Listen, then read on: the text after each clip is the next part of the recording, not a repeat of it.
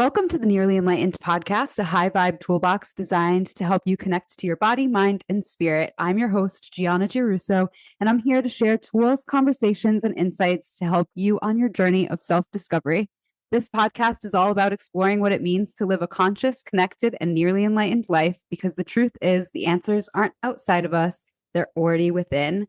Let's dive in. Today's guest is a powerful force in the wellness world, a devoted wife and mother, and founder of the Body of Light Yoga School, and the visionary behind the newly launched online platform, BODYWELL. Her mission is to guide others towards total body well-being through movement, nourishment, breath, and mindful living. Welcome, Crystal Cerrato. Thank you so much. So glad to be here. I am so glad to have you. So Crystal and I, a little background, most of the people who come on this podcast are friends, who are like doing the work and are just like badass trailblazers. And you are no exception. Crystal and I met when we were doing our 300-hour yoga teacher training through Booty Yoga in 2019. And we just became fast friends. Yeah, we did. We had sleepovers where we would like do our homework, and that's funny. In those days, we were drinking wine. And just giggling the night away. Giggling the night away, reading the Hatha Yoga Pradipika. 10 out of 10 do recommend. I know. Yeah. Like if you are a yogi, if you're thinking about being a yogi, if you're a yoga teacher, like read that book. I don't know why, but just read that book. And we can't even tell you what it's about. You have to read it by yourself. Yeah. And it's so funny. Like all of those texts, those ancient texts kind of find you at the right time. I had the Bhagavad Gita and the Yoga Sutras for years on my shelf before signing up for that training.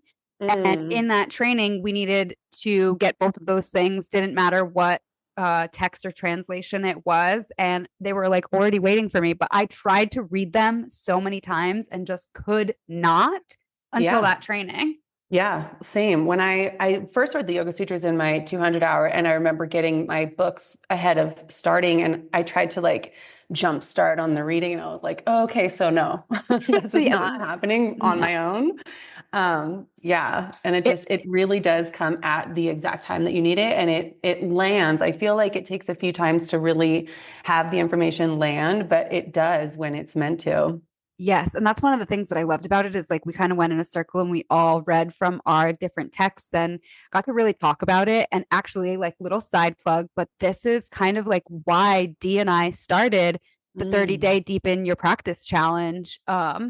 So I'm really excited about that. That starts on May 1st. So if you want, you can sign up. I'll link it in the show notes. Yeah. Crystal's joining us. Yeah. I'm excited. This is so great. I'm so excited. This is like so important. I was just listening to you guys on the live, and this is like so important because like you said, in other challenges, it's like you kind of miss a lot of what yoga actually is. And the way yoga originated, it wasn't meant to be a workout. And like, it's dope that it helps with the physical, right? Like there's so many healthy benefits and whatever in the physical practice, but like actually what it is so much more healing beyond the surface. So I'm so glad you guys are doing that. Yes. And it's so going back to the Yoga Sutras and talking about a 200-hour, my first 200-hour, I didn't even know that the Yoga Sutras existed. We did not talk about it. So like as I deepened my own practice and started to learn more is how I learned about them. But I mean, and this is a great segue into why you created the Body of Light School, was because in 200 hours, like there's a lot to pack into 200 hours. And that's like the very base level that you need to teach to become a yoga teacher. So talk to us a little bit about the Body of Light Yoga School. Yeah. And it's funny that the segue is the Yoga Sutras, because it really was that moment in my 200-hour where we were studying the Yoga Sutras and we were dismantling identity, really, and connecting to what we know as the self. And so in like maybe halfway through my 200-hour yoga teacher training, I knew that I wanted to teach teachers. So really the creation of my school started as an idea at that point. It took a long time then to actually come into fruition. But it honestly happened so naturally. It was like the evolution of myself becoming a yoga teacher. I started teaching halfway through my 200 and just kind of hit the ground running, built myself a website because I was coming from digital marketing background and that's like what I knew how to do. So I did all of that. I just started teaching my butt off. Like, you know, when you first start and you teach like Yep. 30 classes a week or Yeah, something. no, it's insane. I taught 18 classes a week when I first Oh. started. Like, why was I doing that? You know, it's crazy, but I think it's almost like an initiation of a brand Yes. new teacher to like get out there, Baptism by teach. fire. Yes, exactly. And like see as many bodies as you can and like different people and different things that people have coming up in the classes to like really learn how to be a good teacher. But yeah, so my inspiration for my school started in my 200 and I developed it. I started with developing an 85-hour prenatal curriculum, and that was sort of like my tester to see how a longer format training would go. It was incredible. That one I held online and I was like, okay, I'm ready to complete my 200-hour curriculum. So I did that. And we're getting towards the end of my third cohort and we have a fourth one coming up as Oh my well. gosh, So it's that's just, so exciting. yeah, and I have other trainers coming in to lead the curriculum. So it's just the school is like expanding and it's really, really exciting stuff. But the whole mission behind it was to teach the Yoga Sutras and to teach people what yoga actually really is beyond like a really badass sequence, although they get that too. Yeah. I mean, it's the gateway for a lot of people. It was for me, like the physical practice. Right before we started recording, we were both talking about how we don't like running, but it's Yeah. something that we're starting to integrate. But I was like never really a fitness person. I hated going to the gym. I would, but it wasn't something that I liked to do. I would like to spin every once in a while. That was like oh, if I'm gonna do something physical, that's what I'm gonna do. When I found yoga, it blew me away. So like it was the Mm, physical practice, and it is for a lot of people, the physical practice that brings you in, and that's great. But like that yeah. is limb 3. There are 8 limbs. Like Yep. let's start talking about those other things because like you said, yoga is so much more than the physical practice. Yeah. Same. I've been like somewhat athletic all my life. I grew up doing sports and dance and cheer and like just a little bit of everything. But as a young adult, when I first started, I was definitely not in a fitness mindset. I was not good to my body. Yeah. And I I mean, really what like, 20-year-old is? right, exactly. And so it really like did bring me into my body and into my mind and into spirit. So yeah. Yes, that's what it was for me too, like learning about breath control. And then like my best friend Nikki and I, we found this yoga studio that no longer exists. It's actually kind of sad, but it was 45 minutes of chanting and breath work and then a 45-minute yin class. Wow. And it would literally put you on another planet. And that was I was coming from like always going to hot power yoga. And then I tried this class, and that was where I decided like I need to teach people this. Yeah, I can only imagine. I have not taken a class like that. That sounds amazing. I know. And you know what?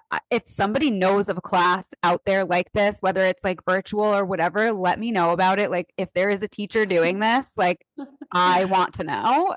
I'm Maybe coming. we should do it. I know. I Body know. well. We should. I actually Yeah. know somebody who does like the bhakti stuff, so like all of the chanting. Oh, I That's like out of my realm of practice, really. Like I don't know a lot about that. I'm more of mm, like an anatomy, physical, girly meditation, breath work. yeah. So that kind of like the chanting and the Sanskrit, that's not my strongest point. Mm. Very fun. Very fun ideas I swirling. know. Yeah, I I like love this. it. I mean, there's definitely a need for it. Like I would like this class was literally incredible. She would hold us there after class because you were actually like drunk. You felt like Yeah. you were like on another planet, but it was like not safe to drive. So she You would need have to like like little snacks and Come and back to earth. refreshments. Yes. And she would be Ground. like, put your feet in the grass. Like she had this beautiful Mm. property. The yoga studio like was her house. It was just Wow. like this incredible space. So yeah, if anyone knows of anything like that out there, let us know. Yes. So speaking of BODYWELL, there are four pillars. Mhm. Through that, talk about the pillars of BODYWELL and what it is and how people could join. Yes. So I wanted to create this platform that touched on everything because, like you said, we do tend to get caught up in the physical and like it is the gateway, right? Like people do come into yoga through the physical practice. But with a lot of wellness programs, we sometimes get stuck on just the movement. So I created this platform that has four pillars. So the categories for classes are eat, breathe, sculpt, and flow. So in the eat category, we have nutrition education. So I have some like Ayurvedic stuff in there. I have a holistic nutritionist. I have some other people contributing some things coming up. And then I have a page for all recipes. And the recipes are all based on like well balanced, easy to prep, meal prep ideas, dinner ideas, sweet treats, desserts, like all the things so that people can really plan in advance to stay on track with their nutrition and really nourish their body on a physical, energetic, and spiritual level as well. Yes, and Um, the nutrition is such a big piece. And yeah, I've talked about this on the podcast before with my friend Stefan. If like healing your gut is such an important step in the process and yeah, making sure that you're eating right for your body. And it looks different for everyone. Like I was vegetarian for 7 years and that worked yeah, for me for a time, but it stopped working for me at a time. And I had to make a pivot. And since I have felt different, my skin is different, my hair is different. So like just like listening to your body and knowing that there's not like one size fits all. So I love that there's education there. It's not just like, oh, be dairy free, gluten free. It's like that's not necessarily for everyone. right. And it's not super helpful either. I feel Yeah. like to have like the plan, the recipes, like here's your inspiration, just go and do this. You're going to feel great. Yeah. I You just know. contributed a recipe. You sure did. And I'm so excited. I haven't tried it yet, but I'm like, this looks absolutely incredible. I'm It's really excited to try it. my go-to and I switch it up with like different cuts of beef, but sometimes I'll do like a good chicken, like an air chilled Mhm. pasture raised chicken. Yeah. But it's like so easy to swap out the protein. I mean, you could even make it vegetarian. I would eat like that when I was vegetarian too. Yeah. But for me, it's just like when I was eating that way, it was a lot of carbs. That's And I the didn't even thing. That's realize it. It was like a lot of carbs, a lot of seed oils, a lot of processed food. right. And a lot of times people see whatever branding, marketing, packaging, and they're like, oh, healthy, this is great. And then on the ingredients label, it's like, what even is this? This is I know. one ingredient away from being plastic. Like, really? It probably is 3D printed. Yeah. Yeah. Yeah. So going back to the pillars, you have eat, and then the second one is breathe. Yes. So we have different pranayama, breath work tools and techniques, as well as guided meditations to help people regulate their nervous system. I find that a lot of times what we're missing in this society is the pause, is like the moment of stillness. And so I wanted to keep them short and concise, but really impactful and really beneficial, like with intention. So we're breathing with a purpose, and it's all in the descriptions, like what each one is for, which I'm so grateful that you contributed to that as Yeah, well. I know. Yeah. And Same. yours That was so actually just fun to launched do. today. I don't know when this I will saw. drop, but I'm gonna put it up next week, so cool. it'll be up. Yeah, it's in there. So, yes, we got eat, breathe, and then sculpt is just like fitness for all levels. I have a new format that I'm kind of playing with right now that's a slow burn, sort of a Pilates inspired musicality, like fusion. It's really a cool thing. So I have some like slow burn type of sculpt, and then I have a couple of other contributors, and it's not any one particular style. It's just there's different things in there. And then flow is yoga. So there's different types of yoga as well. I have a couple of different instructors teaching yoga flows because the yoga is not intended to be the workout per se. So I Right. wanted to differentiate the two. So you Oh, I may love that. definitely still like work up a sweat, work your muscles, all of the things. But they're separate because they have different intentions. Right. Yeah. And like I talk about this in my yoga classes a lot. Like the intention for each yoga pose, like first it would have like it would be beneficial to some sort of like organ system or your skeletal system, or literally it was just designed to make you uncomfortable, so that you can literally go to those places in your mind where you feel those challenges, where you feel those blocks and meet them. So it's a Yeah, way to like overcome. So the poses have a very specific purpose. And they do. I was one of those people who I was naturally very flexible, so I was resting in my flexibility a lot Mm, before I really started engaging my muscles and going through with intention. And I see yeah. that a lot in classes. I'm sure you do too, because you teach a lot as well. Yeah, yeah. And I always say about yoga, it's like people feel like it's hard at first, and then you kind of figure out alignment and it maybe gets easier, but then as you practice, it gets harder again because you realize like you could take a level one, and I'm using finger quotes, or beginner class and still find so much challenge because you learn how to engage properly and how to like root down and rebound and find the lift and all of that. So it's a very interesting practice. Yes, I know. I mean, I've been practicing pretty religiously for about 13 years now. And I talk about this too in my classes, like in down dog. It's one of the first poses that you learn, but it, there's still so much, like even now I'm still finding things in down dog that it's like, oh, what if I just did this? What if I did this? If I adjusted this a little bit, if I brought my Yeah. heels here, it's like you're still refining these poses, even if you've been practicing for a really long time. Yeah, I feel like it's always an exploration too, Yeah. or like even just hold it longer. Yeah. Like, oh my goodness, to hold down dog for 10 breaths is a long time. Long Yeah. breath. Holy shoulders. Yeah. Oh yeah, upper back, the whole thing. Good. Can you share one super simple practice or mindset shift under each pillar or that inspired each pillar that listeners might be able to try today? Yeah, so I have the pillars in a specific order. So it's eat, breathe, sculpt, and flow for a reason. So I start with eat because we want to plan in advance.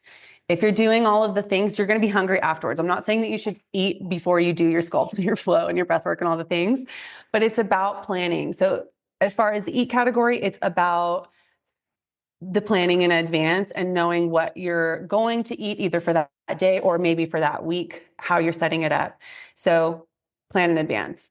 For breathe, take the time. Like really just do it. You can sit and even breathe 4 count in and 4 count out and sit there and do that for a few breaths or even a few minutes if you have the time. And it can shift how you're feeling. It can elevate your mood. It can help to bring you more into the present. And a lot of times when we're dealing with some mental stuff, it's because we're not in the present. So get present and carve out the time for it. In the sculpt category, some of them are tricky. I'm going to just say that some of them are like really, they're challenging in the best way. Not tricky, like nobody can do it, but challenging in that you will be tested. So find that tapas, the discipline within, and just push, go through it because you will feel better on the other side of it.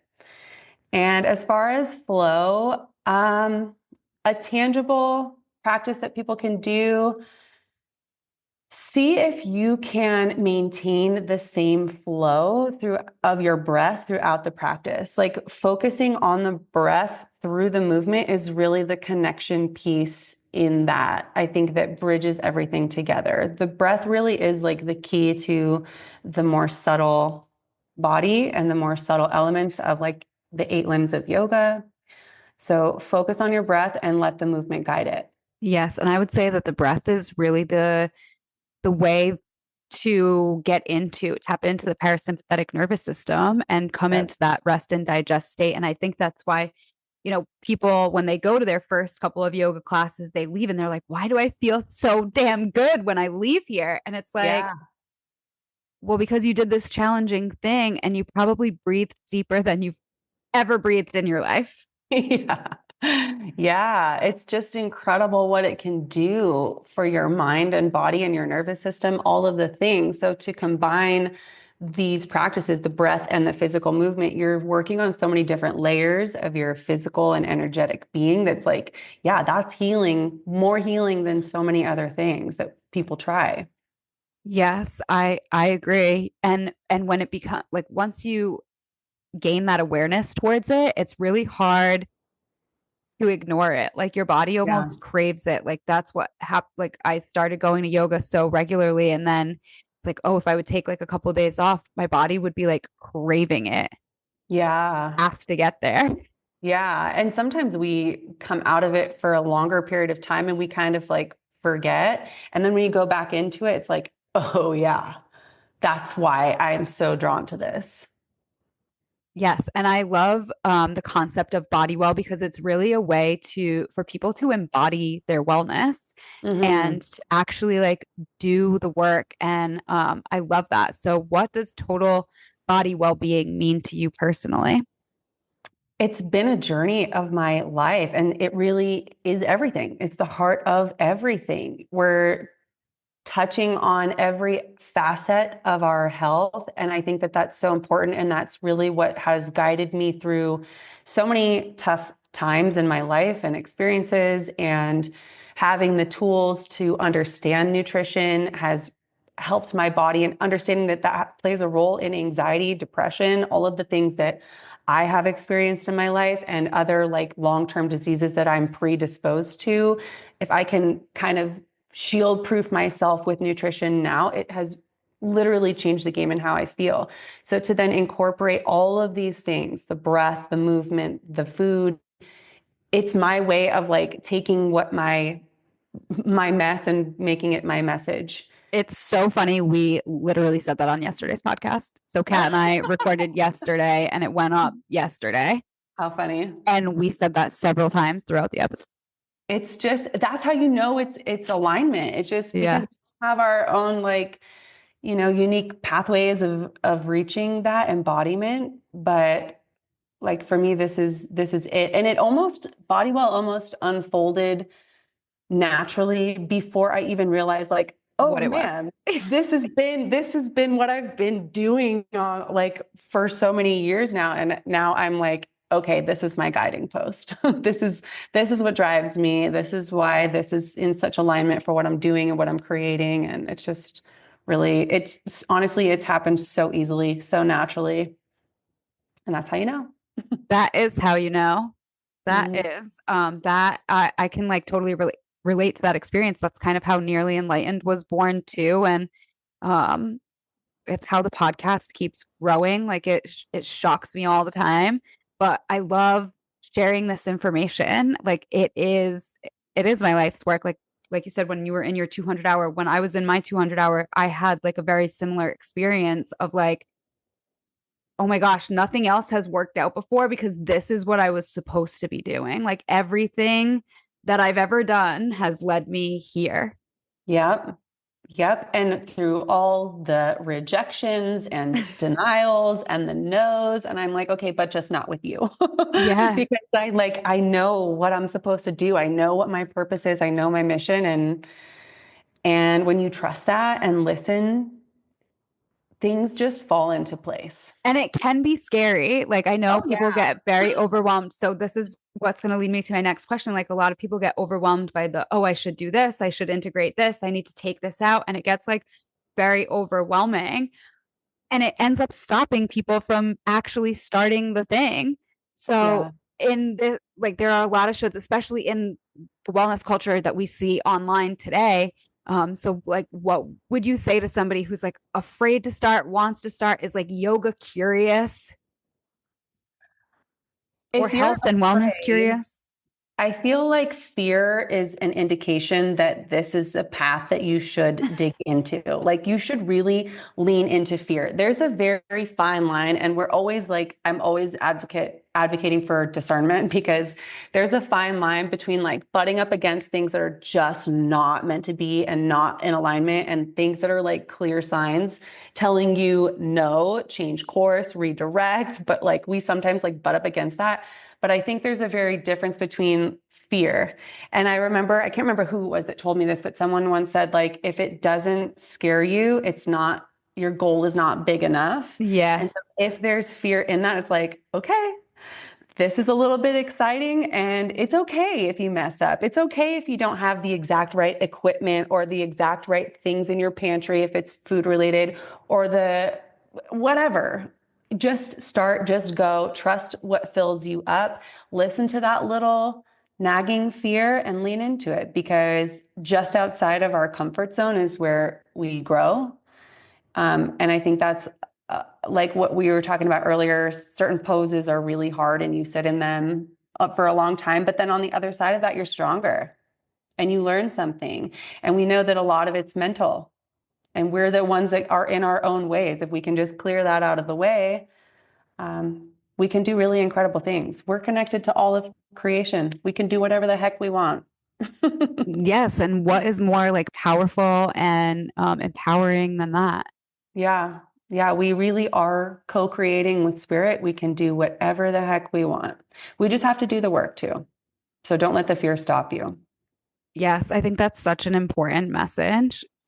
I worked for Lululemon, and that was a big part of my journey to yoga and like where I am today. And one of the things that was like one of their pillars was do one thing a day that scares you.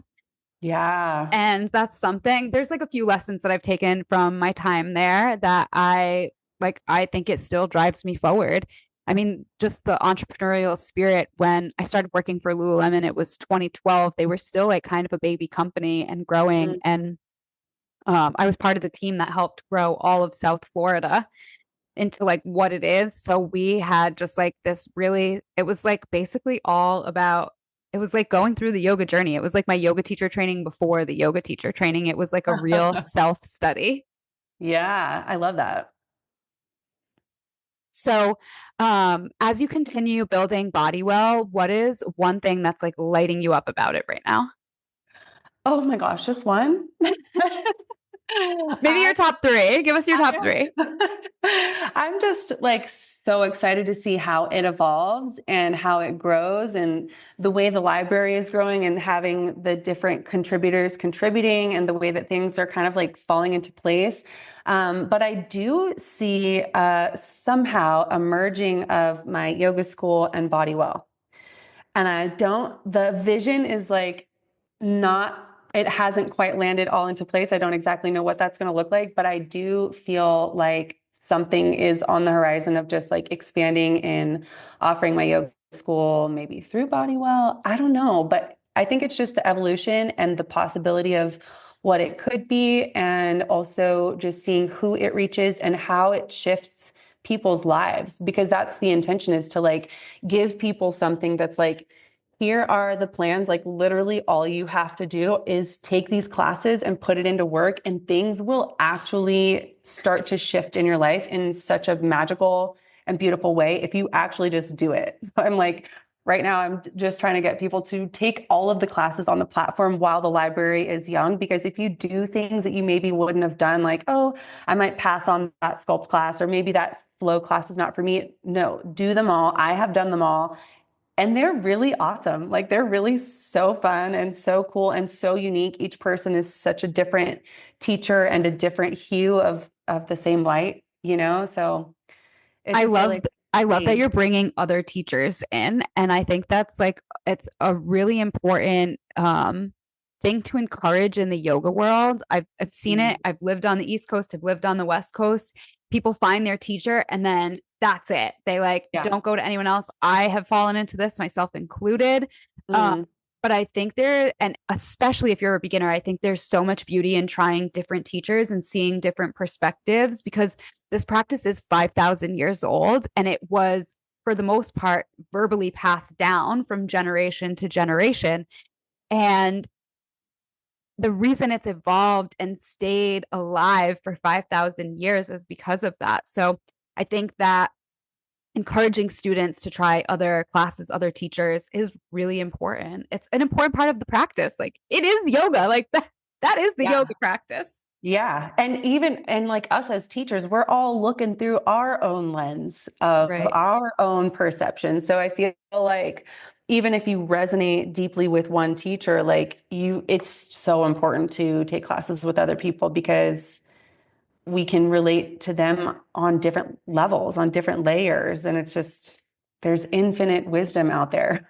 Yes. One of the yoga teachers in this area, in this community, um, it's been coming up a lot of like students being like, oh, I don't like that teacher. Oh, I like this teacher. And he always tells them, like, it's not about what you like and what you don't like. That's Yeah. not yoga. There's no customer service in yoga. And I No. love that take. That's hilarious. Like, there's Yeah. something to learn from every single teacher, even if you don't like them. Yep. And that might be what you have to learn. It's a self-reflection then too. Spadhyaya. Like it's always about you, me, like me learning to understand why didn't I like that? What was it about that that made me feel discomfort? Can I lean into that? Yeah, most likely. There's something to grow from in that. Yeah, absolutely. And I love that take. I mean, yoga in general for me was like a big out of my comfort zone jump, and I jumped right into like the most intense class and I didn't even know it. It was like heated to 98 degrees, 86% humidity. Whew. The room was literally packed with probably more than 60 people. We were mat to mat. I was like put right up in front. It was like first yoga class ever. There's no Oh, other space except for like right up in front.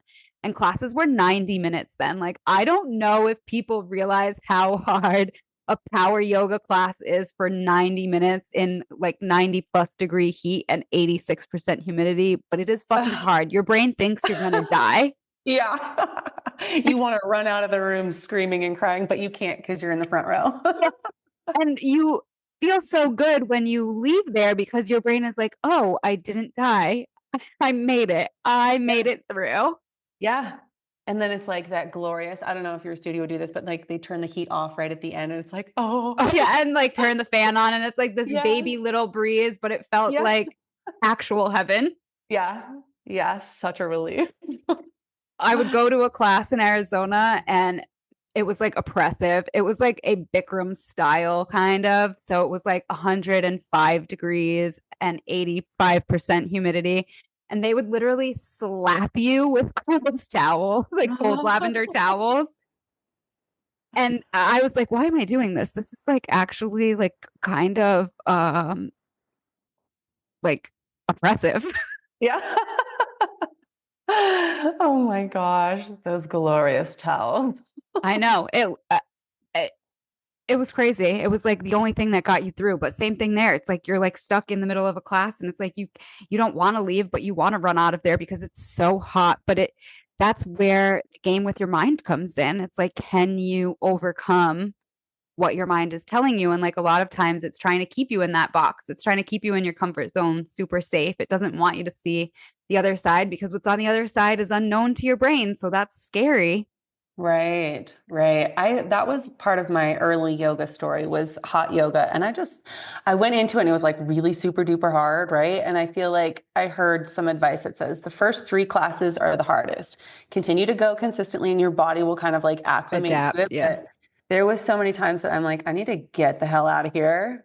And then I was like addicted to it and it helped me through so many things and eventually obviously led me to take my 200-hour training and which was not a hot yoga training, but nonetheless brought me in and through that like physical discipline just changed a lot of things for me.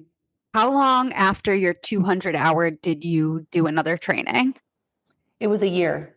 So I did my training, started teaching halfway through, and then after we graduated, there was about a year. And I feel like that's a really good, I recommend that to my 200-hour graduates too, like teach for a year and then take a 300 if you're going to continue, because it takes a while to actually integrate what you learn in a 200-hour training through teaching to then like be ready, I feel like, for a 300.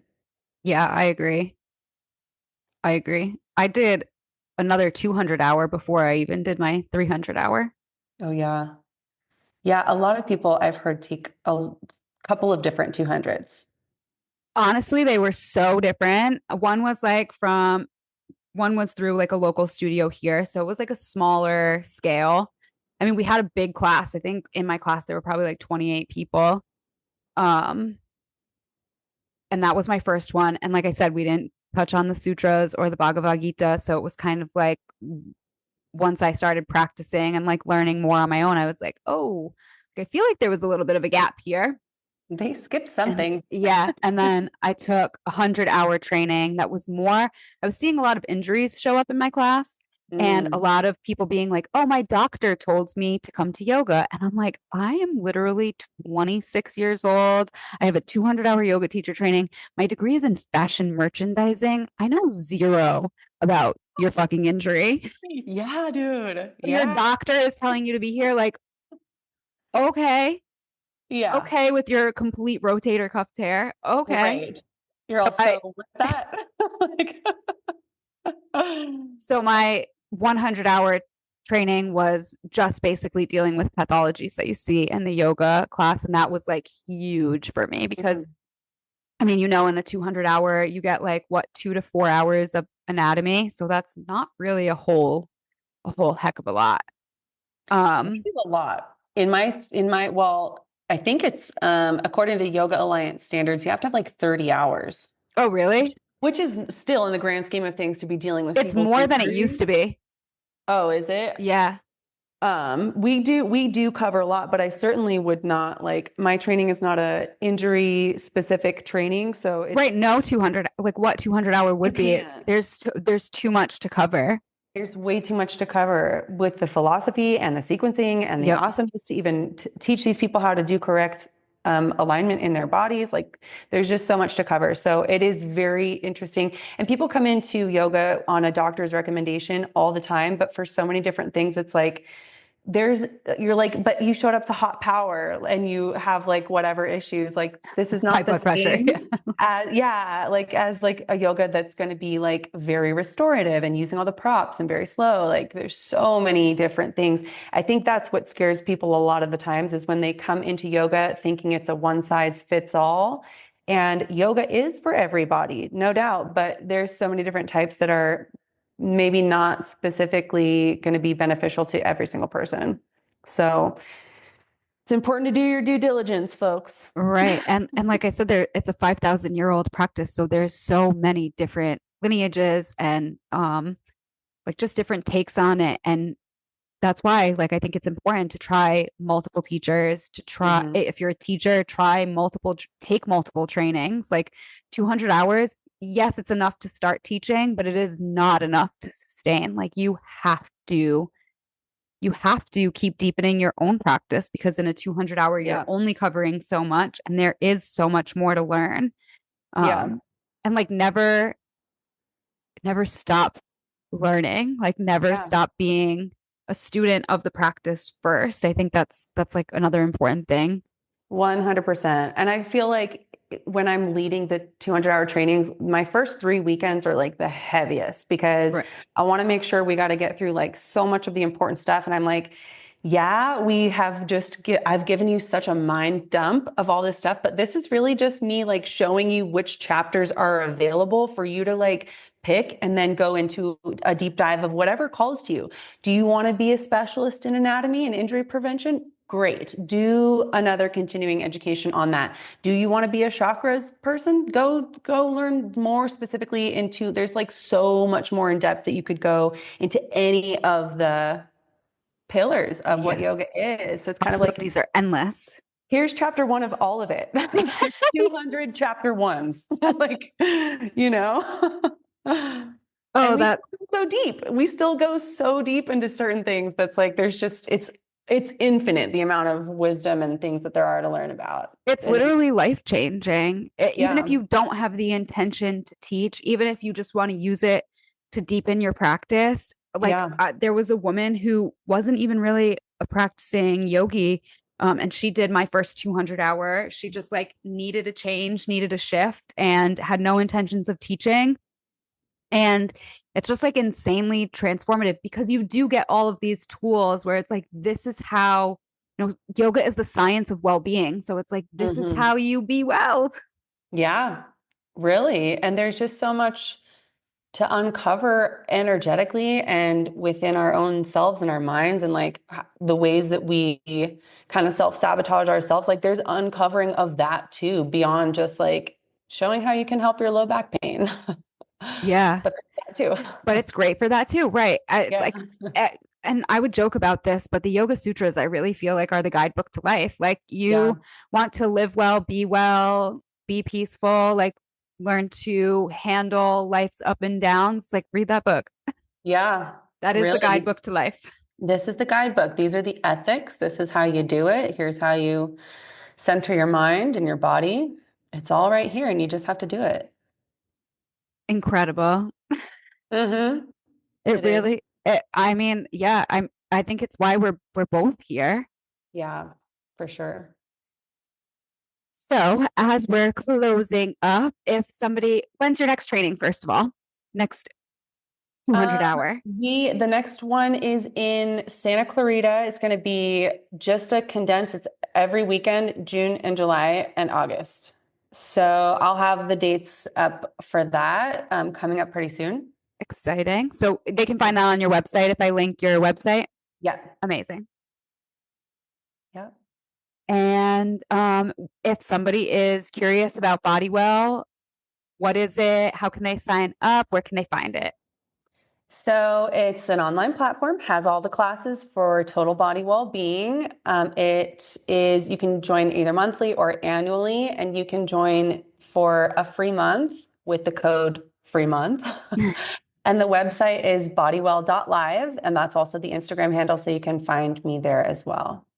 Amazing. Crystal, thank you so much for being here and sharing your heart with us, your wisdom. And thank you so much for being like such an inspiration when it comes to teachers and really embodying what you preach.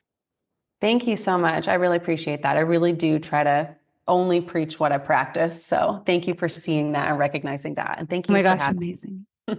Thank you. Anytime you want to come back and talk, we can maybe tell more about the Hatha Yoga Pradipika story. Yeah. Yeah. Perfect. Thank you so much for tuning into today's episode of the Nearly Enlightened podcast. If this conversation resonated with you, I'd love you to share it, leave a review, or reach out and let me know your thoughts. And if you're looking for more ways to deepen your connection to body, mind, and spirit, check out my Meditate to Elevate, my guided meditation portal, or visit nearlyenlightened.com for more resources. Until next time, stay curious, stay connected, and remember the answers are already within.